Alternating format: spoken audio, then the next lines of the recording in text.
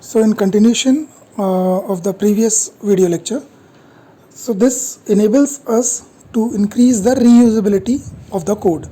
That is, we are reusing the code written in the parent class in our child class as many times as we want. Also, the second property, like it saves time and effort. So because of the reusability, it definitely saves programmers time and effort required to generate a program.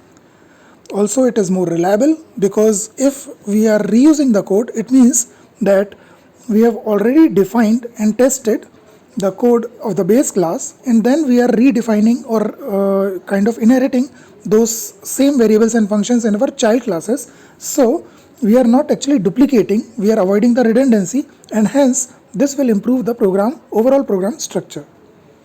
Now there are basically 5 types of inheritance: single inheritance, multiple inheritance, multi-level inheritance, hierarchical inheritance, and hybrid inheritance. Let us look an example. So in single inheritance, we have got only one parent class and one child class. So the syntax of the same will be like this. First of all, let us say class A is our base class. So we will define the class A normally. So class A, bracket open, whatever variables and functions we want to write inside the brackets. In the last, close the bracket and semicolon. This ends our base class.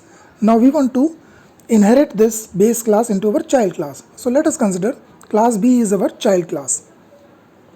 So syntax for that will be class B, colon, and then access specifier. That is, it can be publicly inherited, it can be privately inherited, or it can be protectedly inherited. So access specifier, after the colon we have to write access specifier, that is either public, private, or protected, then space, and then the base class name. So here our base class is class A.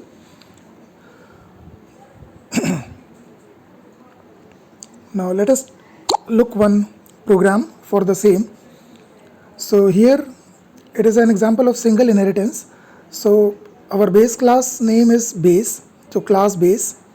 Then inside the base class we have simply defined one function which is in the public section. Return type of that function is void. Function name is showBase, and inside it we have simply written one cout statement to output the sentence base class on the screen. That's it. Now in the derived class we want to derive this base class. So the syntax is as above. First of all we write class, then the derived class name. The derived class name is derived, DERIVE.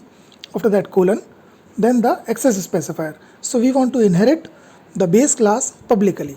So we are inheriting, we have specified the access specifier as public, then space, and then the parent class name. So we are deriving or inheriting the base class. So the name of the class is mentioned here, base. Now inside the derived class, we have written again one function, show derive, and in that we have simply written cout derive class. So that will be outputted on the screen. That's it. So this completes our inheritance process. Now as we have inherited the base class in our derived class, it simply means that the variables or functions written in the base class will be inherited in the derived class also. So now the derived class will contain two functions.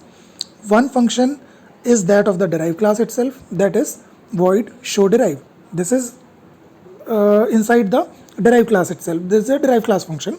Now the base class function, that is void show base, this also has been inherited in our derived class now. So now we have got two functions in our derived class. One is show base and another is show derive. So now if we make the object of derived class, then we can access both of these functions together with the help of the derived class object. Now let us look at the main. So in main we have defined one object A of type derive. So derive space A. Now this A is a object of a derived class. Now as I have already told you that both the functions are present in the derived class itself after inheritance. So we can access both these functions using the object of the derived class itself. So a.showBase, which is the base class function which has been inherited in the derived class, can be accessed by this variable A which is the object of derived class. So a.showBase will simply execute the showBase function, which will output base class on the screen.